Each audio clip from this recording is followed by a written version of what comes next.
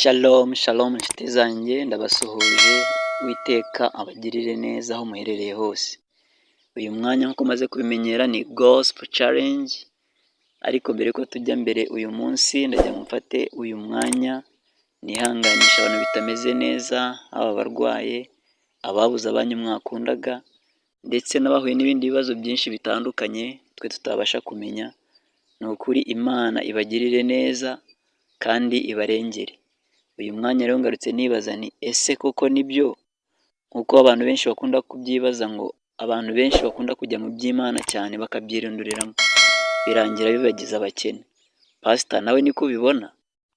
Rero ntuzibeshye ngo gusenga nicyo gituma abantu bakena, ahubwo twebwe turasenga ariko we are not principled. None se ubwo mu by'ukuri ni iki gitera abantu kuvuga batyo, cyane cyane urubyiruko? Mwikiza b'iki gihe bagenza bate? Urumva ko tutari kumwe. Bagenza bate? Niba mwikiza b'iki gihe bagenza bate inshuti zanjye? Biyobagize. Basaza banje bene data, niba hari umuntu utazapfa kugerwaho n'umuntu wiyobagiza. Rero njye sindabyumva neza. None se mu by'ukuri ubu ni iki gitera abantu kwiyobagiza bene aka kageni? Aba bana b'urubyiruko barimo gukura ntago baza agaciro ka base, ntibaza agaciro ka bande, ka ba nyina. Umuntu aricara kubera ko yamenye gukora computer, yamenye kujya, afite amafaranga, arimo gucomeka inzara, akisiga neza, abasore bamutereta bakaba n'abanyamafaranga, aragenda indege ye ikaguruka, ntiyibuke ko n'indege yigurutse igeraho essence, benzine igashira, indege bakongera bakayimanura kugira ngo bongere bagire gute bayipakire. Ese mama, urya kugira ubumenyi buhanitse no kwishyira hejuru nibyo biri gutuma abantu muri iyi minsi iby'Imana babica amazi? Ubwo se byo amaherezo yabyo azaba yahe? Yahishuwe 22 umurongo wa 18.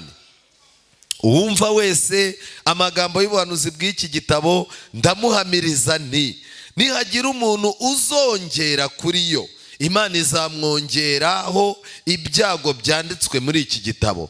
Kandi nihagira umuntu ukura ku magambo y'igitabo cy'ubuhanuzi, Imana izamukura ku mugabane wa cya giti cy'ubugingo no kuwa rwa rurembo rwera byanditswe muri iki gitabo. Ubu se mu by'ukuri dukora iki ko numva amakuba n'akaga byugarije abantu bakirenshi ijambo ry'Imana? Nshuti zanjye, nagira mbabwire ngo uyu munsi gambirira kurya ubwatsi bwa mu gitondo n'ubwatsi bwa saa sita n'ubwa nimugoroba. Gira Bibiliya, gira umwuka w'ubuhanuzi, fata umwanya ujya usenga, uko usoma ijambo ry'Imana, uko uryuza, uko ushyiraho amazi y'imigisha y'Imana n'izi ndirimbo uririmbirwa, byakagombye gutuma uba intama yiteguye kuguma mu rwuri. Kandi tumenye yuko nizagiye Kristo afite gahunda yo kugira gute kuzizana. Niba uri muri Yesu neza, ndakwinginze gumamo mu izina rya Yesu.